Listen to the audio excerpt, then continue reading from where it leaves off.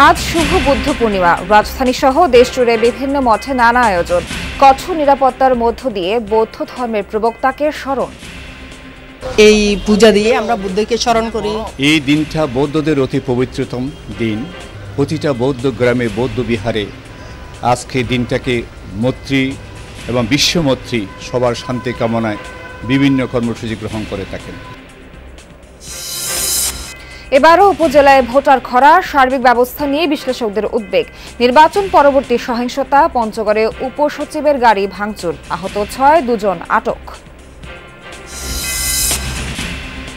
ইরানি প্রেসিডেন্টের মৃত্যুতে ভারসাম্য হারাবে আঞ্চলিক ক্ষমতা, শঙ্কা বিশ্লেষকদের। অস্থিরতা ছড়াতে পারে দেশটির গণ্ডি ছাড়িয়ে মধ্যপ্রাচ্যে। যেহেতু ব্যক্তিটি ইরানের প্রেসিডেন্ট, যিনি দুর্ঘটনায় পড়েছেন, যে কারণে নাশকতার সন্দেহ, যে কারণে নানা ষড়যন্ত্র তত্ত্ব, ইরানের অভ্যন্তরীণ জটিলতাটাই এখন ইরানের জন্য চিন্তার কারণ হবে। আইএমএফ এর পরামর্শে কাটছাঁট হচ্ছে আগামী বাজেটের আকার, ঋণের ওপর নির্ভর না করে অভ্যন্তরীণ আয় বৃদ্ধির তাগিদ বিশ্লেষকদের। আমাদের আর্থিক খাত আরো ছোট, এই ছোট আর্থিক খাত, ছোট রাজস্ব, এটা দিয়ে আমার বড় বাজেট করার কোনো সম্ভাবনা নাই।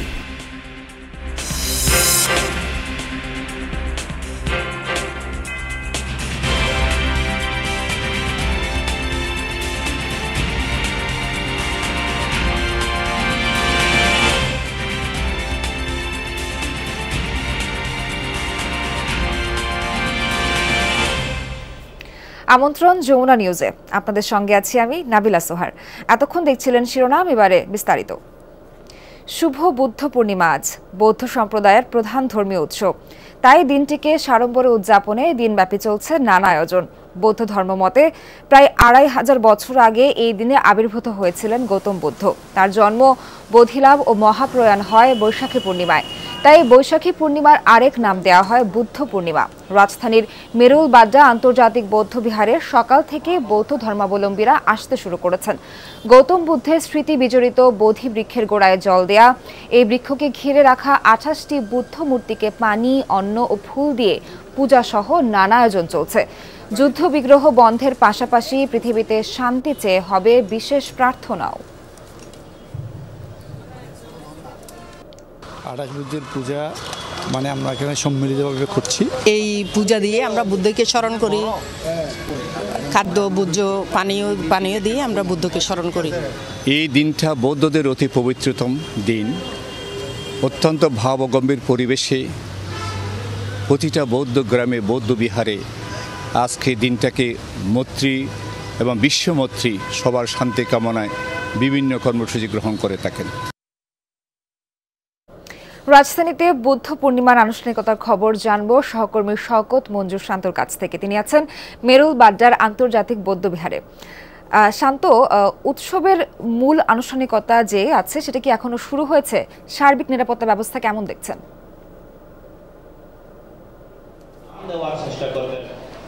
সোহার, এখানে আমরা কিন্তু দেখছি যে অনেক পুণ্যার্থী কিন্তু আসতে শুরু করেছেন ইতিমধ্যেই। কয়েকশো মানুষ কিন্তু এখানে জড়ো হয়ে গেছেন ইতিমধ্যেই, এবং এখানে তাদের যে আসলে আনুষ্ঠানিকতা সেটি আসলে আনুষ্ঠানিকভাবে শুরু না হলেও তারা কিন্তু যে প্রদীপ প্রজ্বলন অথবা মোমবাতি প্রজ্বলন এবং বুদ্ধ বৃক্ষের এখানে গিয়ে পানি দেয়া এবং পূজা অর্চনা করা, সেই আনুষ্ঠানিকতাগুলো কিন্তু চলছে। এবং বলতে হবে যে যারাই এখানে অংশগ্রহণ করছেন তারা সকলে মিলে আজকের তাদের যে বিশেষ দিন, যে দিনটিতে গৌতম বুদ্ধের জন্ম এবং বোধিলাভ, একই সাথে তার মৃত্যুবরণ, সেই অংশটুকু মিলিয়ে আজকের দিনটাকে তারা কিন্তু বিশেষভাবেই প্রতিপালন করছেন। এবং বলতে হবে যে এখানে তাদের যে আসলে রিচুয়াল, মূল যে আনুষ্ঠানিকতা, সেই আনুষ্ঠানিকতার প্রস্তুতি কিন্তু চলছে। ইতিমধ্যেই আমরা দেখেছি যে এখানে যত পুণ্যার্থী অংশগ্রহণ করেছেন তারা কিন্তু এখানে রাখা বুদ্ধের বিভিন্ন মূর্তির সামনে গিয়ে তারা কিন্তু প্রণাম করছেন, প্রার্থনা করছেন।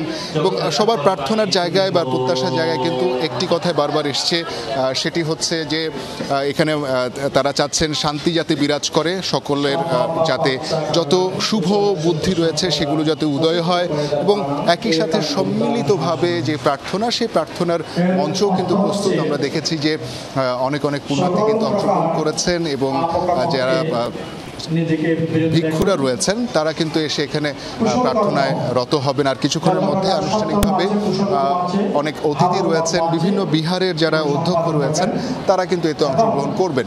তো ইতিমধ্যে আমরা দেখছি যে বেশ কয়েকটি আলাপ কিন্তু এখানে হচ্ছে, ত্রিপিটক থেকে পাঠ করা হচ্ছে এবং তাদের কাছ থেকে কিন্তু বলা হচ্ছে যে তারা প্রার্থনায় রত হবেন আর কিছুক্ষণের পরেই, এবং আনুষ্ঠানিকভাবে হয়তো বা আর কিছুক্ষণ পরে তাদের যে বৌদ্ধ পূজা এবং অষ্টশীল পঞ্চশীল যে প্রার্থনাগুলো রয়েছে সেগুলো সম্পন্ন শুরু করবে। সোহার, আনুষ্ঠানিকতার খবর আমাদেরকে জানানোর জন্য। কর্তৃত্ববাদী রাজনীতি বিদ্যমান থাকলে যা হওয়ার কথা সেরকমই দেখা গেছে উপজেলা নির্বাচনে, বলছেন বিশ্লেষকরা। ভোটের খরা, অভ্যন্তরীণ কোন্দল, দলীয় নির্দেশ না মানা সব অগণতান্ত্রিক উপাদান বিদ্যমান উপজেলা ভোটে। বিশ্লেষকরা বলছেন এমন রাজনীতি গণতন্ত্রহীনতাকে আরও দীর্ঘায়িত করবে, ক্ষতিতে পড়বে রাষ্ট্রীয় ব্যবস্থা। দ্বিতীয় ধাপের উপজেলা নির্বাচনে ভোটার খরা ছিল প্রথম ধাপের মতোই। ইসির হিসাবে 30 ভাগ ভোট পড়েছে, কিছু জায়গায় হয়েছে বিচ্ছিন্ন সহিংসতাও। এমন পরিস্থিতিতে সার্বিক নির্বাচন ব্যবস্থা নিয়ে উদ্বিগ্ন বিশ্লেষকরা। তাদের মতে নির্বাচনের মানদণ্ডে পাতানো কর্তৃত্ববাদী ভোটারদের অনীহা স্পষ্ট হয়েছে এবারের ভোটে।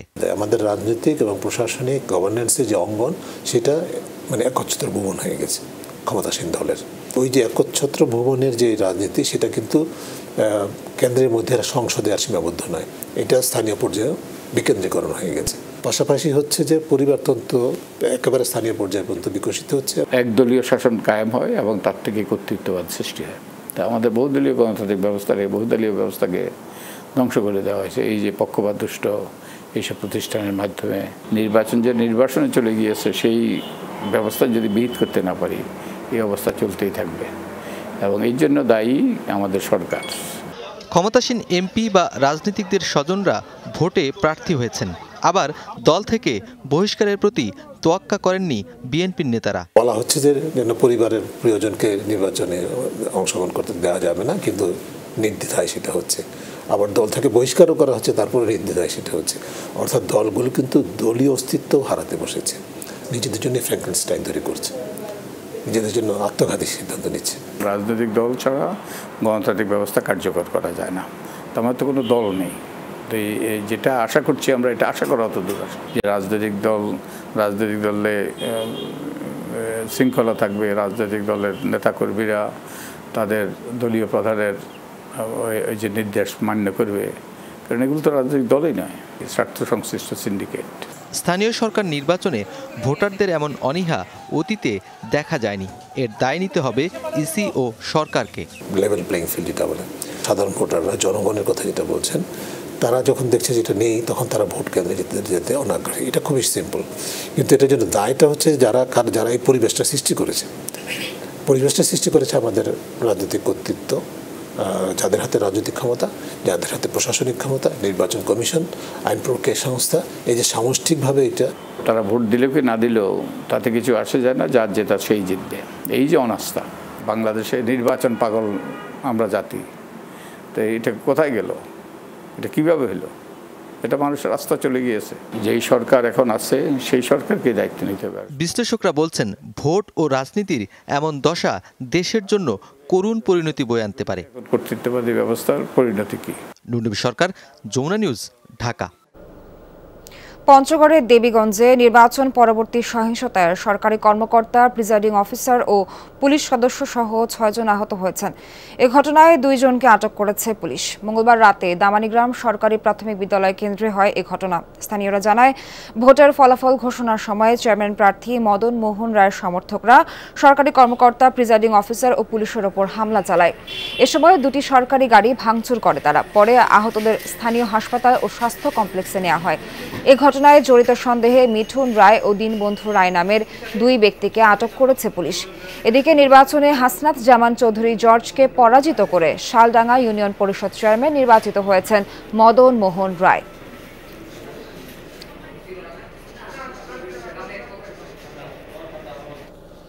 রাঙামাটির বিলাইছড়ির বড়থলি ইউনিয়ন চেয়ারম্যান আতেমাং মারমাকে গুলি করেছে সন্ত্রাসীরা। গুলিবিদ্ধ অবস্থায় তাকে হাসপাতালে নেওয়া হয়েছে। এ বিষয়ে আরও জানাতে সরাসরি যোগ দিচ্ছেন সহকর্মী বাটিং মারমা। বাটিং, জনপ্রতিনিধির ওপর কখন হামলা হলো, আর এই মুহূর্তে তার শারীরিক অবস্থা কেমন দেখছেন? নাবিলা, ঘটনাটি কিন্তু ঘটেছে ঘাটে।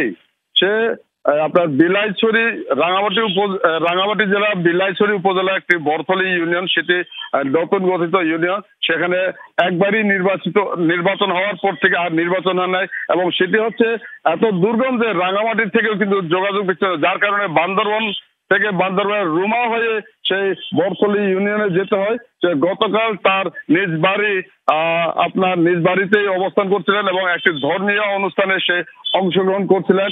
রাত অনুমানিক প্রায় 7:30-8টার দিকে দুর্বৃত্তরা তাকে জানালা দিয়ে লক্ষ্য করে হয়তো গাদা বন্দুক দিয়ে তাকে গুলি করে পালিয়ে যায় বলে আমরা স্থানীয়দের মাধ্যমে জানতে পেরেছি। এবং ঘটনার পরে তাকে প্রথমে সেই আপনার রুমা হাসপাতালে নিয়ে আসা হয়। রুমা হাসপাতালে প্রাথমিক চিকিৎসা করে তাকে ওখান থেকে সরাসরি চট্টগ্রাম মেডিকেল কলেজে নিয়ে যাওয়া হয়েছে বলে আমরা জানতে পেরেছি। এবং সে বর্তমানে আমরা যেটুকু খবর পেয়েছি তবে সংখ্যামুক্ত, সে গুলিবিদ্ধ হলেও এবং গুরুতর নয় বলে একটু জানতে পেরেছি। এবং এই আতঙ্কবাদ হচ্ছে জনসংহতি পাহাড়ের সংগঠন জনসংহতি সমিতির একজন সমর্থক বা তার সে সমর্থক ছিলেন, এবং সে বর্তমানেও কিন্তু চেয়ারম্যান ওই এলাকার চেয়ারম্যানগিরি করছেন। এটি হচ্ছে আমার কাছে সর্বশেষ সংবাদ। নাবিলা। বাডিং, আপনাকে ধন্যবাদ। আশা করি পরবর্তী খবরাখবর আপনার কাছ থেকেই পাবো। এত বড় দুর্যোগেও ওই বাড়িগুলি দাঁড়িয়ে আছে কোন শক্তিতে? সেজন্য প্রয়োজন উচ্চ শক্তির নির্মাণ সামগ্রীর ব্যবহার, যেমন জিপিএইচ কোয়ান্টাম B600DR, বাংলাদেশের উচ্চ শক্তি সম্পন্ন একমাত্র রড। সড়ক দুর্ঘটনায় বান্দরবানে 2 জন নিহত হয়েছে, আহত কমপক্ষে 4 জন। স্থানীয়রা জানায় শ্রমিকবাহী একটি ট্রাক যাচ্ছিল পথে সকাল 8টার দিকে লামা উপজেলার বানরটিলা এলাকায় সেটা উল্টে যায়। ফায়তং ইউনিয়ন পরিষদের চেয়ারম্যান ওমর ফারুক জানান, ওই দুর্ঘটনায় 2 শ্রমিক নিহত হয়েছেন। আহতদের উদ্ধার করে হাসপাতালে নেওয়া হয়েছে। ট্রাকটি রাস্তা ঢালাইয়ের কাজের জন্য শ্রমিক নিয়ে যাচ্ছিল। তাৎক্ষণিকভাবে দুর্ঘটনার কারণ ও হতাহতদের নাম পরিচয় নিশ্চিত হওয়া যায়নি। চলতি অর্থ বছরের তুলনায় মূল বাজেটের আকার বাড়তে পারে 5 ভাগ, তবে অতীতে এই বৃদ্ধির হার ছিল 10 ভাগের বেশি। অর্থের সংকুলন না থাকায় নেওয়া হচ্ছে এমন সংকোচনমুখী সিদ্ধান্ত। বাজেট ছোট রাখার পরামর্শ দিয়েছে ঋণদাতা সংস্থা IMF। বিশ্লেষকরা বলছেন, বাজেট বাস্তবায়নে অভ্যন্তরীণ আয় বৃদ্ধির বিকল্প নেই। অর্থের সংস্থান না করে ঋণের অর্থে বাজেট বাস্তবায়ন করা ঠিক হবে না। একেবারে শেষ পর্যায়ে বাজেট তৈরির কাজ। শুল্কায়ন নিয়ে জাতীয় রাজস্ব বোর্ড বা NBR-এ চলছে ব্যস্ততা। নানামুখী আর্থিক সংকটের মধ্যে এসেছে বাজেট। মুদ্রাবাজারে অস্থিরতা, অভ্যন্তরীণ আয়ে দুরবস্থা, ব্যাংক খাতে সংকট, উন্নয়ন কাজে স্রোতগতি আর্থিক খাতকে চাপে ফেলেছে। এমন এক প্রেক্ষাপটে 2024-25 অর্থ বছরের বাজেটের আকার তেমন বাড়াতে চায় না সরকার। প্রতি বছর যে হারে বাজেট বৃদ্ধি পায়, এবার বাড়ছে তার চেয়েও কম। অর্থাৎ বাজেটের আকার দাঁড়াতে পারে 8 লাখ কোটি টাকার চেয়েও কম। আমি মনে করি যে 8 লক্ষ কোটি টাকার বাজেট বাংলাদেশের কনটেক্সটে কোনো বড় আকারের বাজেট না, এটা 13-14% বাজেট। তো এটা নিয়ে আক্ষেপ করার কিছু নাই, কিন্তু সেটাও আমরা ফাইন্যান্সিং করতে পারছি না। আমাদের আর্থিক খাত আরও ছোট। তো এই ছোট আর্থিক খাত, ছোট রাজস্ব, এটা দিয়ে আমার বড় বাজেট করার কোনো সম্ভাবনা নাই। বাজেট বাস্তবায়নে আর্থিক টানাপোড়েনে আছে সরকার। ব্যাংক ব্যবস্থা এবং বৈদেশিক উৎস থেকে বাড়ছে ঋণ নেওয়ার প্রবণতা। ব্যাংক খাত থেকে ঋণ নির্ভরতা বাড়ায় বঞ্চিত হচ্ছে উদ্যোক্তা, থমকে যাচ্ছে বিনিয়োগ। টাকা ছাপিয়ে সংকট সামাল দেবার উদ্যোগ উস্কে দিচ্ছে মূল্যস্ফীতি। ডিপোজিট মোবিলাইজেশন হওয়া উচিত 2.5 লক্ষ কোটি টাকা, 3 লক্ষ কোটি টাকা, সেটা হয় না, 1.5 লক্ষ হয়। 1.5 লক্ষ টাকা যদি সরকার নিয়ে যায় তাহলে ব্যক্তি খাতে থাকে না। 2.5 লক্ষ 3 লক্ষ কোটি টাকা হলে পরে কোনো অসুবিধা হতো না, সরকারও নিত, ব্যক্তি খাতও পেত। তো এখানে একটা টানাপোড়েন সৃষ্টি হচ্ছে। এই কারণে সরকারের বাজেটের এটার একটা বাজেটারি একটা রিলেশনশিপ আছে যে বাজেটকে তাহলে আমাকে ছোট আকারে করতে হবে। কাঙ্ক্ষিত মাত্রায় বাড়ছে না অভ্যন্তরীণ আয়। বাজেট বাস্তবায়নে রাজস্ব খাতকে ঢেলে সাজাতে পরামর্শ দিয়েছে IMF। বলা হচ্ছে, আদায় বাড়ানো না গেলেও কেন দেওয়া হচ্ছে উচ্চবিলাসী লক্ষ্যমাত্রা। কতখানি ট্যাক্স এক্সপেন্ডিচার বা যেটাকে বলা হয় সরকার যেসব ছাড় দিয়েছে, কর ছাড়, সেই কর ছাড়গুলো কমাতে পারবে সেটা আমি জানি না, কিন্তু 25-30 হাজার কোটি 40 হাজার কোটি টাকা যেখান থেকে সরকার কমাতে পারতো সেটা সরকারের কাজে লাগতো। উদীয়মান অর্থনীতিতে অস্থিরতা স্বাভাবিক বলে মনে করেন সরকারের এই নীতি নির্ধারক। তার মতে সংকট সামাল দেবার উদ্যোগ চলমান আছে। আমাদের মতো ইকোনমি যেটা বাংলাদেশের আমাদের যে অর্থনীতি প্রবৃদ্ধির একটা ঢেউয়ের মধ্যে আছে গত 2-2.5 দশক যাবৎ, এবং মোটামুটি আমরা একটা পর্যায়ে পৌঁছে গেছি, স্বীকৃত এখন। সুতরাং আমাদের মধ্যে কাপড়টা বেশি হবে। আগামী 6 জুন ঘোষণা করা হবে সরকারের এই মেয়াদের প্রথম বাজেট। রিমন রহমান, যমুনা নিউজ, ঢাকা।